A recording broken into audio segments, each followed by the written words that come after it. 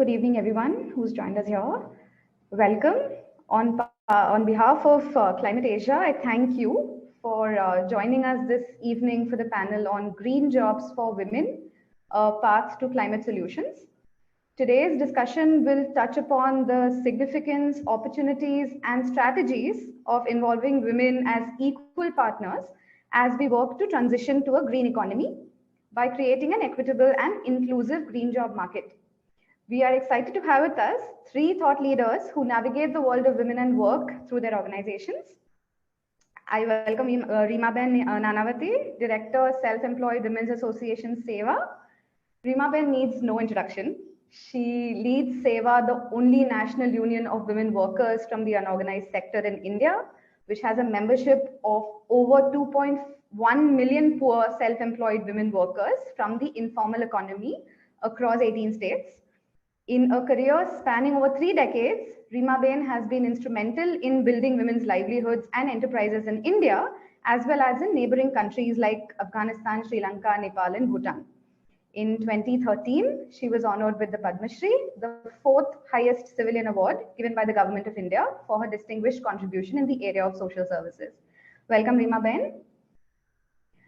Next, we welcome Huda Jaffer, Director at SELCO Foundation, which works to create avenues for asset building, enhancement in quality of life, and wealth creation for deprived sections of society through sustainable development solutions.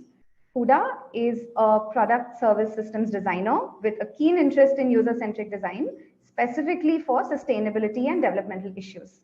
At SELCO Foundation, she has been instrumental in building critical processes, which has led to SELCO Foundation to be acknowledged as a pioneer in the field of building the ecosystem for sustainable energy access for the poor.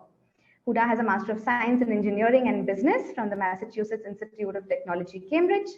Pleasure to have you with us, Huda. And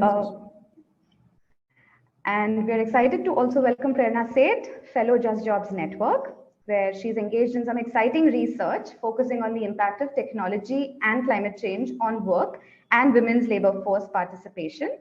Prior to JJN, Prerna worked at the Center for Policy Research in Delhi, where she led a multi-institutional study on the impact of the platform economy on women's work in India and Sri Lanka.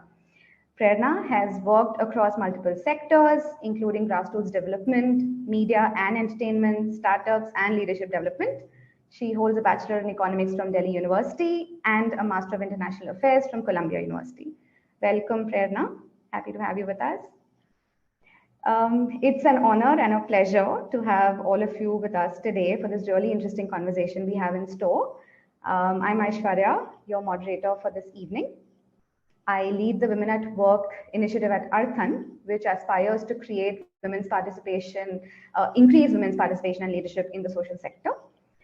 Today's conversation is hosted by Climate Asia, which is dedicated to strengthening the climate ecosystem in Asia through capacity building of organizations focusing on human capital, organizational development, and thought leadership. Before we move on to the panel, I also welcome all those in the audience who've joined us today. Feel free to drop in your comments and questions in the chat, and we will take them towards the end of the panel. And with that, welcome once again, and I'm going to dive into the panel with my first question to all three of you. Could you, from your experiences, share how creating and promoting green jobs for women is being a game changer in addressing climate change through sustainable livelihoods? We would love to hear examples from SEWA, SELCO, and JJN's strategies and interventions. Reema, if I could start with you. Thank you very much. This is indeed a very interesting question. And working with the women workers from the informal economy over the past almost 5 decades, and with 2.5 million women workers, we've experienced it firsthand that women are the custodians of our environment. Where their small yet very cumulatively significant contribution yet goes, unrecognized and remains therefore invisible. So the first and the foremost is that poor and women are always practicing green ways or green methods of working. And therefore, they are very rightly the game changers. And to give, as you were saying, that to give some examples, I think, let me take the example of a very young entrepreneur, Ben, from one of the districts in Gujarat. And she comes from a very poor family, and she's always seen her mother spending hours and hours and walking miles collecting firewood for cooking. And the smoke from the wood-fired stoves was adversely affecting the health of her family and her own education as well. So Sarojban took a loan from SEWA when LPG was made available to the rural households some 4 or 5 years back. And seeing the positive impact of LPG stoves on her mother's health, in the environment, in the household, and around her home, Sarojban took it upon herself to help more women switch over to green and clean energy solutions. So in short, she became a green entrepreneur and started facilitating other women to adopt green energy solutions. And very soon they realized that LPG was not the very right solution for the poor and the rural women and households. And they also suffer very frequent climate shocks as well. And to address these challenges, she herself first piloted biogas or biodigesters and saw that, how the dung from the cattle could be used to generate cooking gas. And not only that, but how can it be also taken for carbon trading, and that would bring additional revenue, which will help them repay back the loan they took to get the biogas. So looking at all the environmental benefits, the revenue it generates, the cost saving it does, Sarojban sprang into action, and in a span of just 3 months, she has facilitated some 5,000 women and their households in her district to adopt biodigesters. And on top of it, not just the clean cooking and the clean environment within the household, but the slurry is also a very good fertilizer for the villages. So with that, she's brought in multiple changes, clean and cooking, the indoor air pollution has reduced, and the households have switched over to natural farming as well. So, I can go on and on with several such examples, but this is how, we do need to recognize how women play a very leading role in climate action.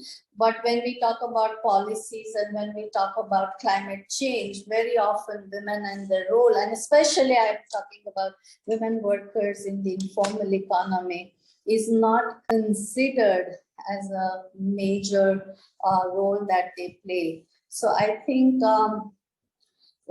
we need to see how creating and promoting green jobs for women not only help addressing the issues of climate change, but it brings voice and visibility to these women, what role they play in climate action. Thank you. Thank you, Reema Ben. I think it's inspirational that every woman that SEWA works with and for is a story of change in herself, right? Because she's also leading to so many snowball effects of how livelihoods can actually result, not just for themselves, but also for communities. I segue this to my question to Huda as well, right? I mean, even SELCO Foundation works a lot with entrepreneurs, invests a lot in the whole entrepreneurial spirit in the women that you work with. Could you share a bit about your work and what have your strategies been? Sure, thank you so much, Aiswarya. Thank you, Reema ji. I couldn't agree more with a lot of what Reema ji has said. There is a very clear kind of evidence that we see from women being a game changer at various levels and making a difference. I do want to, as Reema ji also ended on the same point, sort of push for when are we going to stop, or what is the exit of talking about gender and women in an inclusive manner, right? Like at some point it needs to make it into mainstream discussions. It should not be a considerations like how are we setting our benchmarks to say that, okay, at this point now we will stop having, separate discussions, and, it's part of society, it's part of the green jobs discussion. But it's not, sadly, right? And as Reema ji rightly said, it is a game changer, but it shouldn't be a game changer, right? We're part of society. We're talking about equity here. It's not something that has to be, very specially separate, right? With this note, I just want to maybe expand a little bit on the scope for green jobs in general that we see in the energy efficiency and green built environment space that we work in. And we see this heavily both on the supply and the demand side. Like one of the things that Reema ji mentioned was on the demand side, right? Where you see a lot of champion end users, most of them through cooperatives, SHG, JLGs, that have been early adopters, champions, like leaders in sort of, becoming influencers and decision makers in their own communities, right? Business associates, service associates. And you have these examples of people that have taken up these solutions as end users, right? Of biogas, of, solar rice hullers, of, different kinds of livelihood applications or clean energy applications.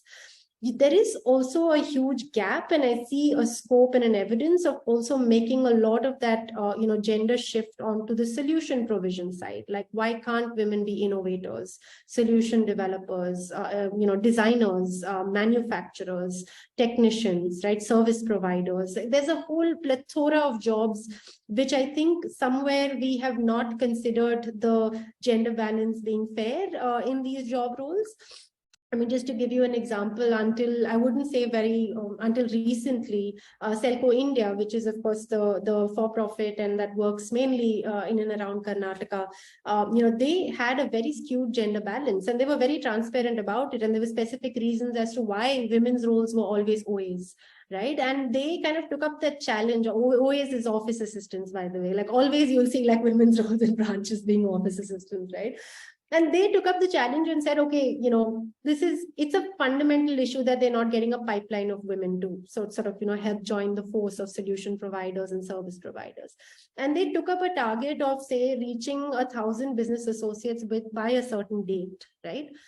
And they actually did it, which means it's not impossible, right? Which means there are channels, there is talent, somewhere there is that force where you now have very strong women BAs. And that's kind of, you see that as you're mentioning, right? What is that game? Why is it the next game changer? That is actually the next wave that SELCO India is seeing, sort of women business associates scaling and promoting, DRE solutions and other kind of climate smart technologies, right? So both from a supply side, financiers that are financing clean energy, a lot of them are women. Most of them that approve these loans are women, right? And on the usability side also, there is still a big gap. Because most of these climate smart technologies and green energy technologies that are supposed to be for women to use and for women to kind of, scale and adopt and you be impacted, they're not really designed from a gender-centric lens.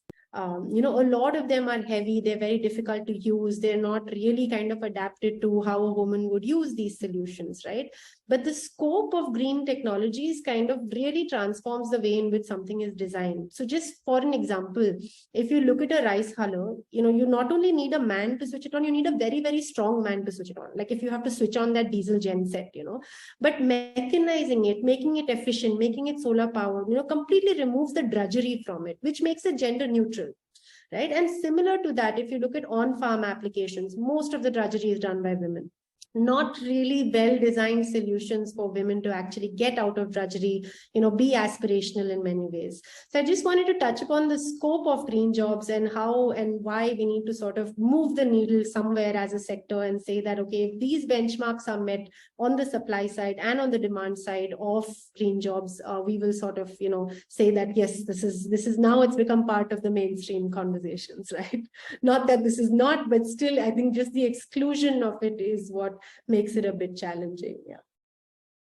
That's interesting that you say it's about making the definition itself inclusive, right? We talk about green jobs, but I think that also leads me to ask Prerna something that we alluded to in the last conversation we had. Prerna, you mentioned that a lot of work will need to be done to unpack these concepts and redefine what do we mean as green jobs. And sometimes definitions themselves, by virtue of being exclusionary, also tend to exclude the kind of women we're trying to onboard in these jobs or skill for these jobs. So moving on to you, if you could share a bit about the work that you've been doing. Sure. Also, first, thank you, Aiswarya, and thank you for inviting JJN to be part of this conversation. And Reema Ben and Huda, it's my pleasure to be a part of this panel with you guys. So yeah, Aiswarya, like you said, I think I would like to take a step back to unpack what do we mean by green jobs, and to start with, what do we mean by green jobs, and then what are the sectors we need to look at when we're talking about green jobs? What is the reality in terms of women's labor force participation in India right now, and then kind of take all of that together to see what that means in terms of promoting green jobs for women, or what are the strategies that can be deployed. And so I'm going to start with ILO's definition of green jobs. How they define green jobs is decent jobs that contribute to preserve or restore the environment, be they in traditional sectors such as manufacturing or construction, or in new emerging green sectors such as renewable energy and energy efficiency. And these jobs can play both the role of production of green goods and services, where the process of production is not necessarily green, or they can be jobs that make the process of production green but do not result in the production of a green job or service. And so I think one of the things that we try and unpack at JJN is how can we move away from necessarily the dichotomy of green jobs versus brown jobs, or, you know, more and more green is becoming good, brown is becoming bad. How do you move away from that dichotomy to understand more what are the transitions that are taking place across various sectors as a result of climate change? And then, like I said, you know, looking at those transitions to understand the impact of women. The second point I wanted to mention was the sectors that we look at. And I think it's great because on this panel, we have a lot of diversity of sectors, and sectors where there is very active participation of women.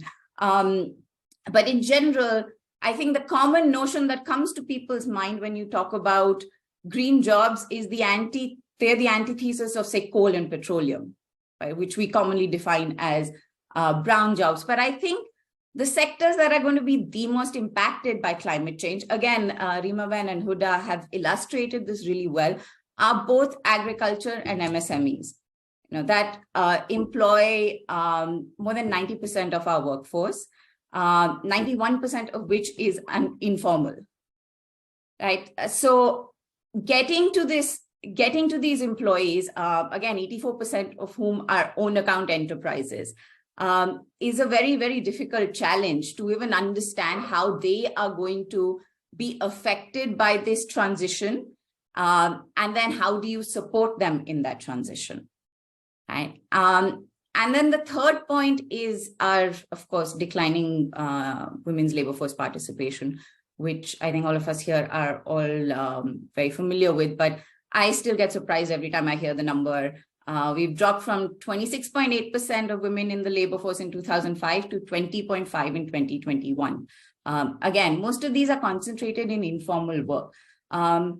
And, you know, to understand why this is happening, I think understanding the socioeconomic conditions that are keeping women away from the labor force are also going to be the same that help us understand how do we make green jobs more gender inclusive, right? So I don't necessarily at this point in time see the strategies that we need to use for green jobs for women very different from the strategies that we actually need to bring more women into the workforce, given the reality of jobs today, which is that, you know, the future of work is changing because of climate change, because of technology. So I think a lot of the strategies we need to use are very similar. And I'm sure we'll get more into that as we move forward. Well put, Prerna. I think the strategies are similar and so are the challenges, right? I mean, I think my next question is sort of a natural progression from what you said. If I could invite each of you to also talk about the challenges that women face with respect to joining, sustaining, leading, and growing in the sector, be it in green jobs or any other climate-centric jobs or sustainability jobs. Reema, if I could start with you, if you could talk about, because you've spent, I think, decades in just trying to diffuse these challenges and trying to build strategies that work in different contexts. If I could hear from you first, and then Huda and probably Prerna, I could come to you after that. I think you asked a very pertinent question, and the first and the foremost challenge is that women in the informal sector who are already doing green jobs, we don't tend to recognize those as green jobs at all. To give you an example of street vendors, completely green. They're not using any fuels, any energy needs, anything, but we don't consider it as a green job. On the contrary, we see that, they are encroaching and they are creating a lot of difficulty. Similarly, look at handloom weavers or khadi weavers. That's a green job. The artisans who work from their homes, and we don't consider them. We don't even recognize those, and don't put in any R&D or any capital to strengthen those jobs. And I think if we really recognize those skills which are existing and put in the efforts, the systems, the processes, the research and development needed, the tools and technology which would reduce the drudgery of these workers, that in itself will create ample of opportunities.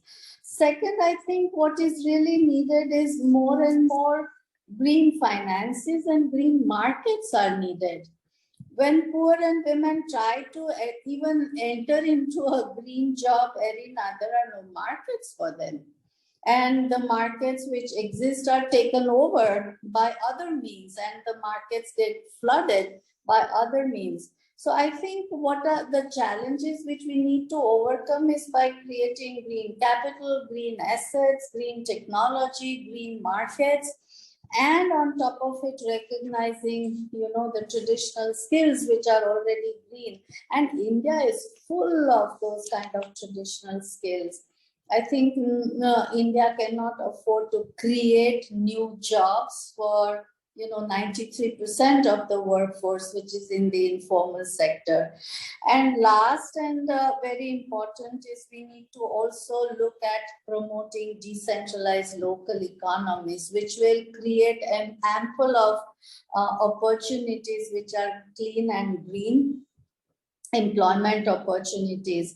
And as our late founder Ela Bhatt always used to tell us, that if we apply the 100-mile communities, cut down the distance between the producer and the consumer, and if you address the 6 basic needs that a household needs, which is food, clothing, shelter, and primary healthcare, education, and primary financial services. And if these can be met at the local level, we can set in motion a holistic development of the society, build an economy which is a nurturing economy. We don't need any super models of investment, or we don't need, but it will all generate a lot of local skills, local markets, and this will create a lot of green jobs locally. So I think women-centric, women-owned and managed supply chains, which are, and women-owned and managed energy enterprises. We need to recognize the nexus between women, work, agriculture, and energy as well. And if all this is strengthened, I think it will generate a lot of green employment opportunities, green livelihoods. How do you integrate farming with energy farming so that it leads to building resilience of small women farmers? How do you build climate entrepreneurs so that we build resilience of the communities, especially of the rural poor communities, and let women take lead in climate action? These are some of the areas if we address, then I think there's no looking back for a country like ours. Well put, Reema Ben. And we've seen, I think, a lot of what you've alluded to is something that has made SEWA successful in each of the strategies that it's adopted. Also, putting women at the helm of their own empowerment journeys and providing them that conducive environment to sort of lead both enterprises as well as their collectives, right? I think that approach has really been very effective. Huda, if I could come to you next with respect to challenges and what do you think we could build forward? Sure. Thanks, Aiswarya. I would completely agree with Prerna there on, I don't think they're very different in terms of overcoming the barriers in jobs in general and the women workforce versus like green jobs specifically. And more so, green jobs can be that sort of front runner because we talk about sustainability as a sector, right? And so why not encompass all the three parameters of sustainability, which is social, financial, and environmental, all three, right? Why only focus on environmental? So this kind of becomes that, can green jobs be that front runner to show how women need to become part of the job force one way or the other, both from the entrepreneurship perspective, supply side, as well as sort of taking up and championing a lot of these, right? I also wanted to touch up a little bit on what Reema Ben mentioned about decentralized economies, just such an important point and thought. I just want to sort of echo some of the statements that I myself have heard a lot in the sector. When you talk to a manufacturer about gender balance, it's like, no, we don't want to hire a woman because we don't want unnecessary trouble on the shop floor or in factories, right? Or no, we can't hire a woman because this job entails going house to house. How will the woman do that, right? Timings will not suit, right? I know everyone on this group, if you've ever done a training for women, it's a very common statement to hear that I will ask my husband and get back. I will ask my father and get back, right? So, I mean, these are like very structural, very kind of genuine issues where I don't even know how to blame the supply side, right? Because they genuinely are saying that these are basically what we face, what we hear from women, or, they will go on leave very quickly. Or it's such a, like an ingrained perception per se that really prevents you from fully kind of wholeheartedly welcoming the talent base, which is so necessary, right? I mean, half the problems are not getting solved because these restrictions are there in including women in the solution building process, right? So I just wanted to talk about, certain things that could be done to take steps towards increasing this force significantly, making jobs safer, making it more accessible, coming up with different types of jobs which women could take up without significant barriers, having proper guides and laws in place, providing daycare, right? Like, I mean, just as an example, we did this one sort of event where 400 women entrepreneurs and business associates and users were there in one place.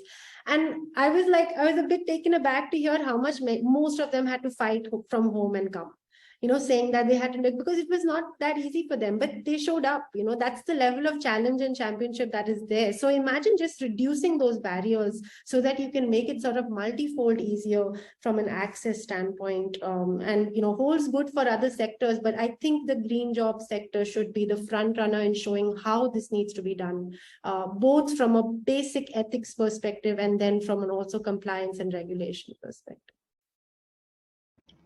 Thank you, Huda. I think, I mean, what you've said is very relevant in today's times, especially because we say that climate change does affect women the first. So it's practical and logical that the solutions are also women led, because I mean they are the ones who are bearing the brunt of it and the first people to actually lose out on opportunities because they're having to deal with those challenges in their personal and professional spheres. So I think well taken. Prerna, very quickly add the point which I missed on decentralization, where the reason why 400 of them showed up was because it was closer to their doorstep.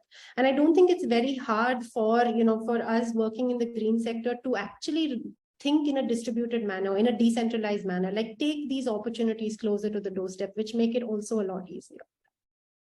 Yeah, and also I think that's also embedding inclusion in everything that you do, right at the designing of intervention stages, right?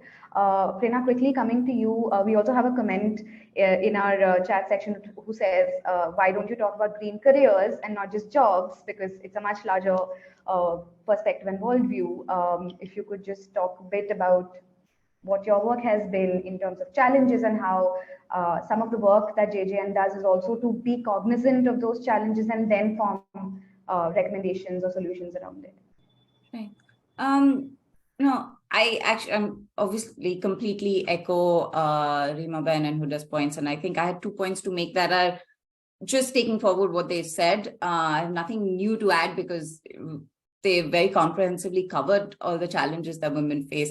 So I just wanted to give examples in terms of, how the conception of women in the workforce and how that comes across as a challenge. One, in terms of in climate policy, looking at women more as beneficiaries than actually valuable agents, which I think poses a very big challenge in terms of how we think about women's involvement in adapting to climate change and taking in their inputs. And, one example that somebody I know constantly keeps citing is, why are they always seen as beneficiaries of, say, clean cook stoves? Right? Why is that the only conception in which a lot of times women are seen? So at a policy level, how do we change that conception from beneficiary to an extremely valuable agent who's, should be taken into the decision-making process? And the second is at an industry level. So a few months ago, I was doing some research with the automobile industry and some small automobile part manufacturers. And, Huda alluded to this. The factory floor is full of male workers. Women occupy very specific roles in the factory. Obviously, office managers, she was talking about OAs, I think. And then women are involved in packaging. But again, I think that change in conception is required for what is stopping women from engaging in a lot of the other job roles that men are engaged in. When I spoke to women, a lot of them were interested. Recently I was doing work in Telangana, some research with cotton farmers. And again, you speak to women about what is the type of jobs that you are doing and what are the type of jobs you would like to do. And a lot of them are interested in engaging in other types of jobs that they don't have access to because of social norms. So I think that, is a big challenge that we need to address. I don't have the answer on how to address it. I think Reema Ben obviously has a lot more experience in talking about how do you chisel away at these norms over a long-term period. But in terms of solutions, I think, again, Huda covered a lot of the solutions that we recommend at a policy level in terms of safe transport, safe working spaces, daycare. Those are all actually very easily implementable changes if the willpower is there to implement them. Quickly coming to you again, Prerna, when we talk about, so one is of course the social norms which prevent women from even acknowledging that there are certain other unconventional work roles that they can take up. How much also does, say, a skill gap or a perception of a skill gap contribute to that conditioning, right? And if there are any capacity building interventions or training interventions that need to be sort of designed to even address those skill gaps, because I think women who feel confident when they have acquired certain skills will probably also maybe open up to the potential of aspiring for jobs which they thought they were not even looking out for, or felt that they were under-equipped to even aspire for. So what role does, say, capacity building or training or upskilling sort of play in this entire conversation that we're having? If you could talk about it a bit, Prerna, and then Reema Ben, and then Huda, that will be helpful for our audience as well. Of course, that definitely plays a very big role. I think a lot of the challenges that you face with getting women into the workforce are similar challenges that you face in terms of getting women to skilling programs and training programs. But again, I'm going to step back to look at it at a systems level. I think we first need to address our understanding of what are the skills required. So one is the understanding of what are the skills required, and then two, how are you imparting, or how are you giving those skills trainings? I think, in terms of in transitioning sectors, identifying where the transitions are taking place to identify what are those skills, right? So, for example, if you look at the automobile industry undergoing a change towards electric vehicles, right? So you identify what are the different skills that are going to change, are going to transition, and then how do we address that gap in skills? And in the process of addressing those gap in skills, I think we need a lot more collaboration / coordination between government and industry, because I think one of the challenges, we have an extensive skills training ecosystem in India, right? But our problem is how effective it is. And so I think to make it more effective, we require closer coordination between government and industry.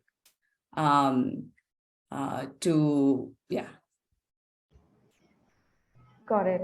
Reema Ben, would you like to weigh in on skill gaps and capacity building, and also something that Prerna sort of alluded to in terms of the resource part of it, right? Who's paying for these trainings? Yeah, I think definitely upgrading the skills or imparting, new technical skills to young girls and women both plays a big role. And I think the approach that one needs to take is that of the entire ecosystem approach. So if you're talking about clean cooking, why do you only look at women as, because why don't you look at the entire household? The men, the younger men in the household, the young boys in the household, including the women as well. And therefore, the approach that we have taken, we call them as the green villages or the Haryala Gaon. And women together with the panchayats play a big role in energy planning and energy budgeting. How do you do energy audits at the household level? How do you do household level energy planning and budgeting, then at the village level? And then identify what is it that the village actually is looking for in terms of mobility, in terms of mechanical needs, in terms of livelihoods, in terms of farming related needs. And then how can women play a leading role in bringing those skills, in bringing those technology into the village? And second important aspect I would say is also on data. That majority of the data is taken from the community, from the household and it disappears. The community has absolutely no access to the data, which is their data. But how does that data reside within the community, and how can the community use that data? So that's another big area where you need to train young women, educated young women into data collection, into data analysis, and then using that data back, be it in agriculture, be it in mobility, be it in electrical appliances. How can women become aggregators?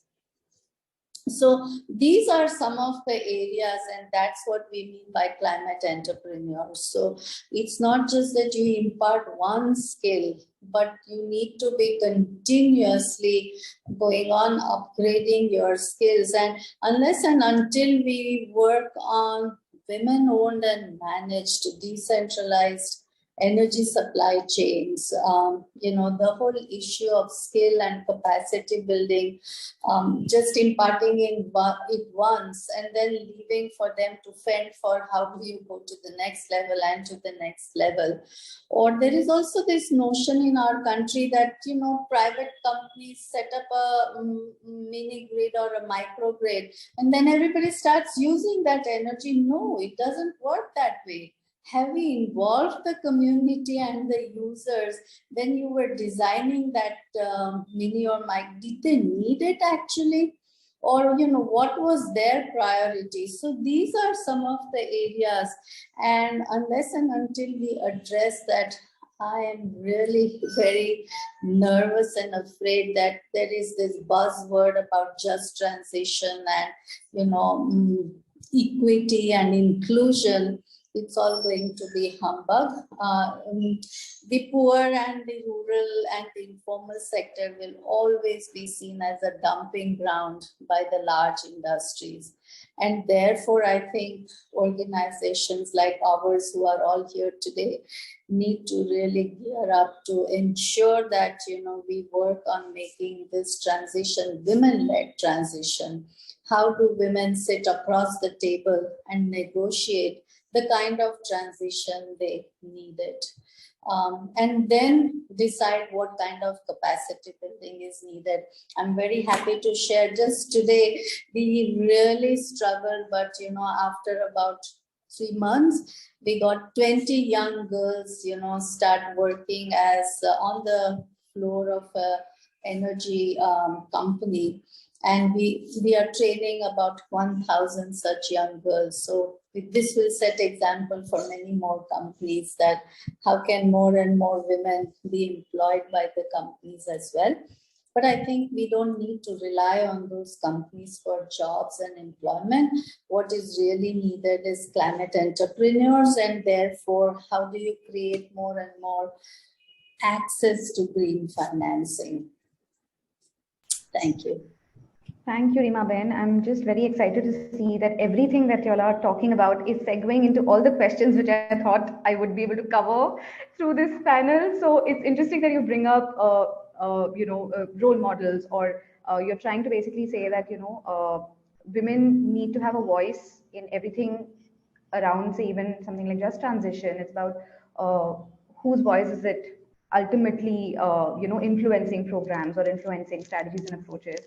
And that leads me to come to you, Huda, where I know that last year SELCO did launch something called as the 25,000 Future Sustainability Ambassadors Program for girls, and you all are also working to on the 10,000 Sustainability Driven Innovators Program for women, which is essentially trying to build that ecosystem of support and peer networking, and also creating role models where women and other girls can actually look up to and aspire to join and be a part of the narrative. Could you walk us through a bit about what your approach has been, and any other comment that you want to make on what Reema Ben and Prerna have very helpfully shared?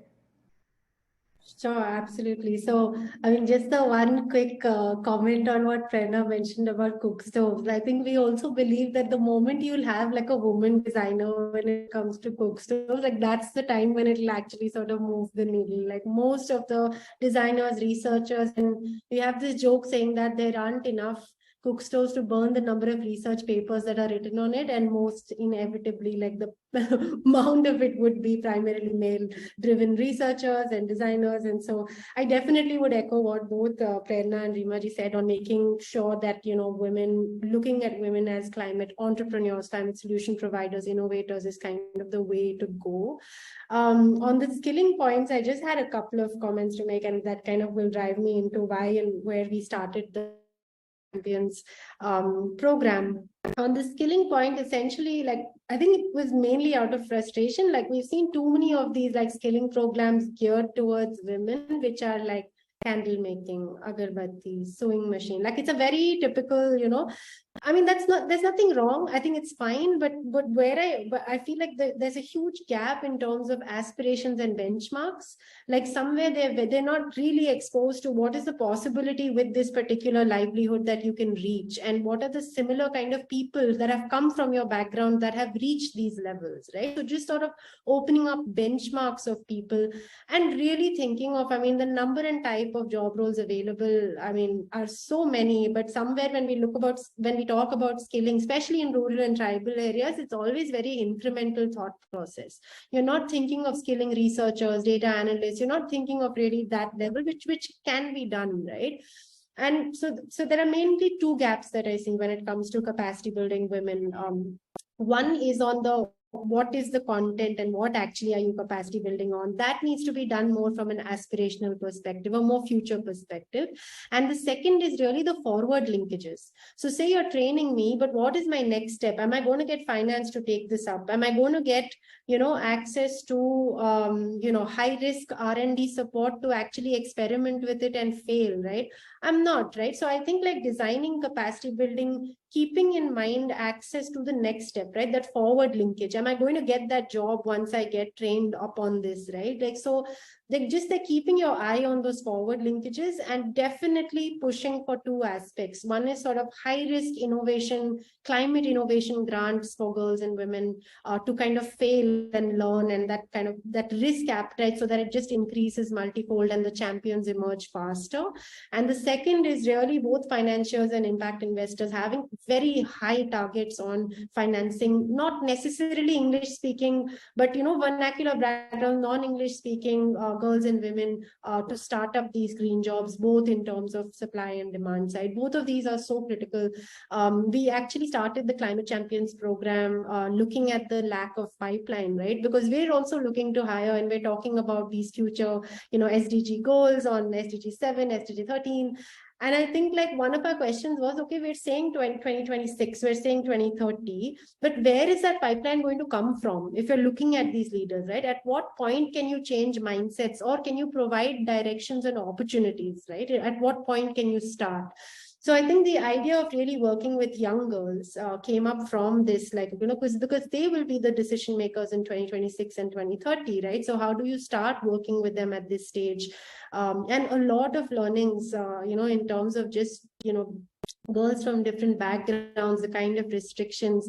And I think we were also really one of the biggest lessons that we learned in terms of expectations, right? Like, because when you kind of like envision this kind of model climate champion, you just want to like load and hoard them with all the possible expectations that they are going to be everything that needs to be. I mean, I think just in terms of, tempering and not really looking at, needs and what the world needs, but really building on strengths, building on strengths of girls and women and their different talents. That's so important, I think, just to kind of, take a step back and say, yes, they will be solving climate issues, but let's kind of, set expectations such that they can meet. And it's also aspirational for them. Because we realized when we had an ideal climate champion, that may not be aspirational to many young girls in tribal areas, right? So how do you kind of meet those expectations more soundly on the ground? A lot of interesting learnings, but yeah, we look forward to this program and seeing how it can help move the needle and provide a pipeline for the sector in general.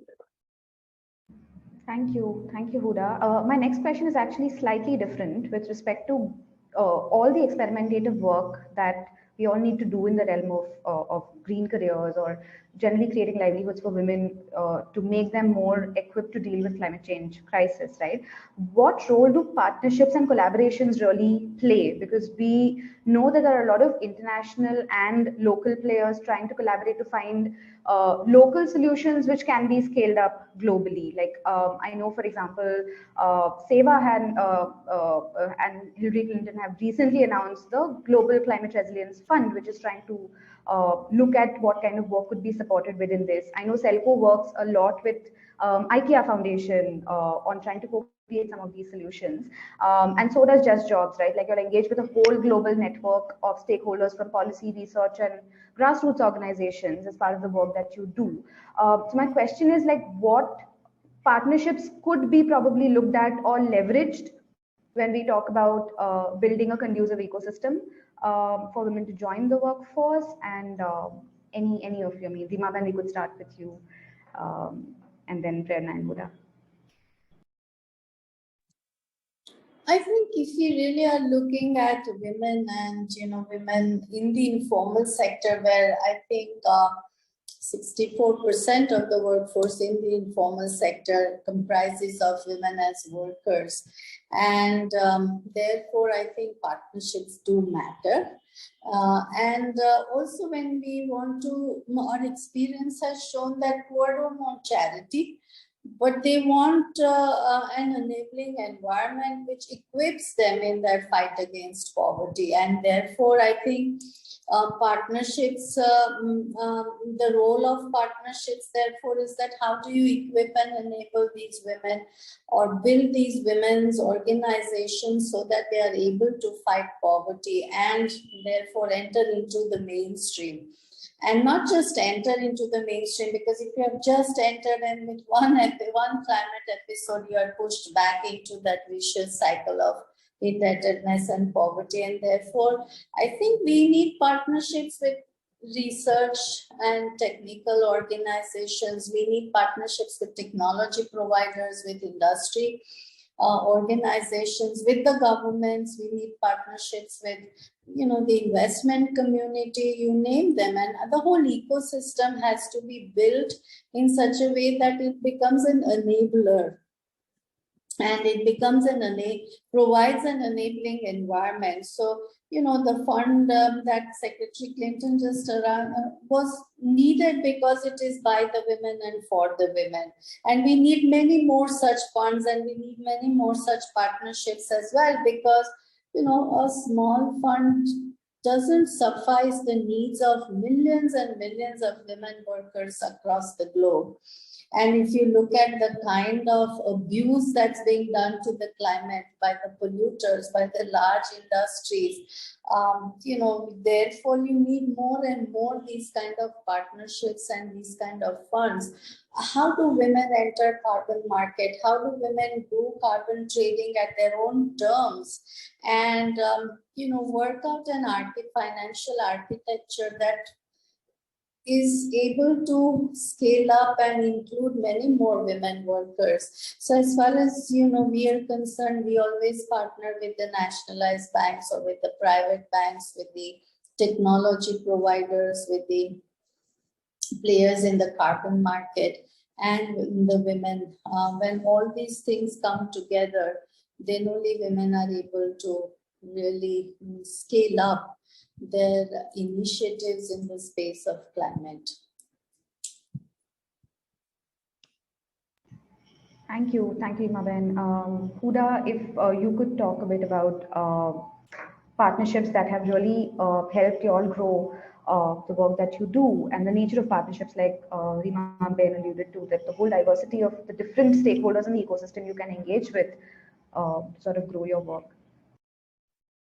Yeah, I mean, I think because this is one of those like wicked problems, and it is a systemic challenge, and I think we've referred to the term ecosystem a few times. It cannot be done without partnerships. I think it's impossible. So the criticality of partnerships and collaboration is sort of utmost, be it on the technology side, the financing side. Government stakeholders play a huge role just in terms of reaching that scale. I think government departments, the SRLMs, the producer groups, NABARD, the banking sector. Specifically, I also think like, enterprises working on linkages, market linkages, forward linkages, those kind of enterprises kind of play a huge role as well. And I mean, essentially like even in the NGO space, right, there's so much potential for collaboration, because I think CSOs they have different expertise. They don't come with the same expertise. And I think that's sometimes very clear, but it's somewhere it's kind of need of the hour to leverage those expertise if we have to, move the needle on some of these issues. And one of the examples, like Prava, for example, in Delhi and Commutiny, they have a very lot of years, decades of experience working with youth, right? And girls and adolescent girls. And we have experience working in the green energy space. So that's a partnership that you want to leverage on. It doesn't make sense for us to get expertise on how do you work with youth, but it makes sense to really kind of leverage both those and kind of try and meet goals appropriately. So, yeah. Thank you, Huda, for that. Prerna, if you could share your thoughts, and then we move towards the last question of the panel, and then we open up to the audience. Sure. Okay. I'm going to, both Reema Ben and Huda have covered the importance and benefits of partnership really well. I think I'm just going to add one small point from a researcher perspective in terms of, this was something that occurred to me in the skill gaps question as well. We require people who have both an understanding of energy systems and climate change, as well as people who have a deep understanding of labor markets, to be able to combine the two, because that is extremely important if we want this to be, it's a buzzword, but we really want to strive towards a just transition. Bringing those two expertise together. And I think from a research perspective, partnerships play a really, really important role in being able to do that. Thank you. I think that's a perfect closing comment to my, which segues to my last question to each of you. I think all your insights have been tremendously useful, and I'm sure we have a couple of questions from the audience as well. But my final question and closing question to all of you is, as leaders who are women who are working in social purpose organizations and enabling entrepreneurship and employment for women, what is the one key lever that has influenced your success in your journey? And if there's any parting words of advice you would like to give to other women who aspire to join, grow, and lead the kind of work that you do, what would that be? Reema, anyone, I mean, any of you. I think I'm not in a position to give advice, but I think based on the experience, I think it's just start doing things. Do not keep waiting for a policy to come up or a program to come up, or, but just start doing. And I think if we are able to take on the risk, if we are able to, how I see is that the poor women continuously keep innovating. So innovation is their coping mechanism or a strategy. And I think that's what we need to learn, that, do not wait for a program to come up or a policy to come up, or, there is a particular kind of a financing available. With whatever means that are available, whatever little could be done, just start doing. And then I think it will show us, lead us to the next step and to the next step. So I think that is what I feel. And the second is that organizing is a key. The more and more women come together when we are talking about partnerships, but it's also collaboration. That how do we collaborate so that we don't keep on reinventing, but how do we learn and, fast pace what we are doing. So thank you. We have to reach millions and millions of women, so can't afford to lose more time. Thank you, Reema, of course. Huda, if you could, final thoughts, any comments, any advice? No better final thought than what Reema ji said. I think to dive in and act, but maybe also some, I don't know if it's advice or what, but I think people that are working with gender and that are working in the green job sector in a position to enable and provide green jobs, I think believing in the fact that, a more gender balanced perspective can meet your job goals, both qualitatively, quantitatively, I think that will sort of reward you multifold. So I think even for me, it is about like just believing that, yes, this person can do this and she can be pushed out of her comfort zone, and she is somebody who can get where we need to. I think that is very important for the providers of jobs as well. Thank you for that, Huda. Prerna? Yeah, don't really think I'm in a position to give advice, but just I think from my journey, what has been one of the most pivotal things has been keeping your mentors close to you and building an active support network, because at some point in time, motivation and energy will dip. And I think it is your support network that comes into play to motivate you, because this is very hard work and it can be extremely demotivating at times. And yeah, and that's when you do panels like these to re-energize yourself. Thank you for the one last line from our members, what we have learned, and the message I would like to give is that our members always end by saying, "Hum honge kamyab, hum honge kamyab, hum honge kamyab ek din. Oh, man mein hai vishwas, pura hai vishwas." That's what is needed. So thank you. Thank you. Before we close, we just have a couple of audience questions which we can take quickly. We have Vandana, who is an independent journalist who covers climate and gender, who has asked a question to SEWA and SELCO. Are SEWA and SELCO working with communities, say in area where coal is mined, or has a thermal power plant on transitioning to green jobs? That's question one. And the second question is on, is there currently finance available for green jobs for women in India? If it is it public, private, or blended finance? And do organizations like yours struggle to secure that finance?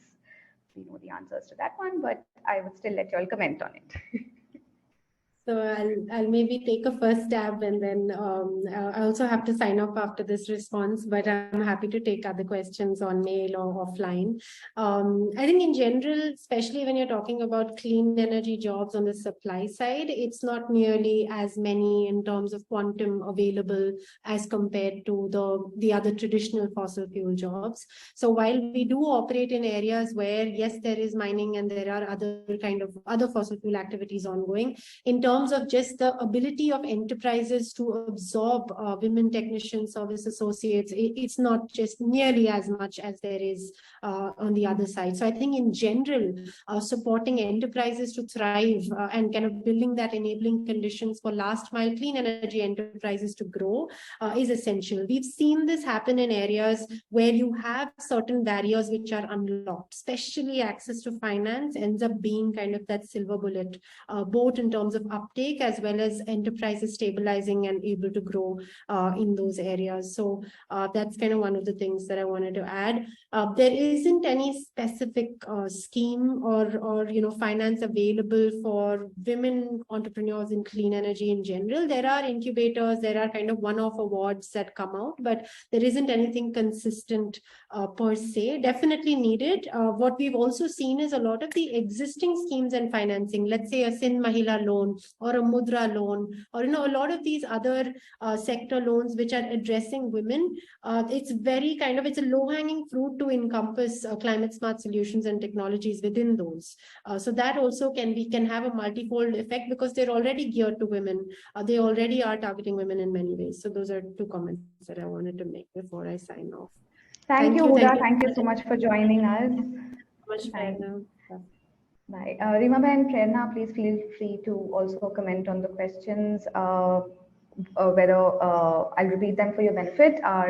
Is SEWA working with communities in the area where coal is mined or has a thermal power plant on transitioning to green jobs? And secondly, the question on finance, and do organizations struggle to secure any kind of private or blended finance? Yeah, we are working, and I think especially when we have the thermal power plants, and we are setting up our own solar parks so that women themselves are generating their own clean energy, and then they can either supply it to the villages on their own, or they can sell it to the grid, and that also helps in building the resilience of the communities as well. Well, there are no such schemes as Huda was referring, where you can avail finance easily for those kind of initiatives. It's a struggle. Definitely it's a struggle, but I think if you see it as a constructive struggle, you do make a headway. And I think, yeah, and then what is really important is how do you take these initiatives to the carbon market so that you are able to bring in an additional source of revenue. Thank you. Thank you. Thank you so much, Reema. Prerna, any last thoughts, or we can move towards closure? Sure. Just one quick point on this. We don't work with communities directly on the ground, but one of the things that we really focus on in our research is social protection measures. And I think in terms of the transition, the just transition, the whole social protection and social security nets become even more important because even though we have all these wild statistics about so many jobs will be lost and so many jobs will be created and nobody knows what is actually the case, jobs will be created and jobs will be lost, but it's not necessary that those jobs are going to be created in the same places where they're lost, or the workers can, just be reskilled and transposed to new industries. So I think in those situations, looking at how do you provide safety nets to workers, because you will have workers who will lose jobs, who will not be able to transition to newer, greener industries. So that's, something that we really focus on and look at in our work. Thank you. Thank you so much, Prerna. Thank you, Reema Ben. It's been an absolute pleasure talking to both of you. And we hope to continue this conversation. We've had a lot of interest from members of the audience as well. So yes, this is me really saying thank you for your time and for staying with us even beyond 6 o'clock. Thank you. Thank you. Namaste. Thank you, Reema Ben.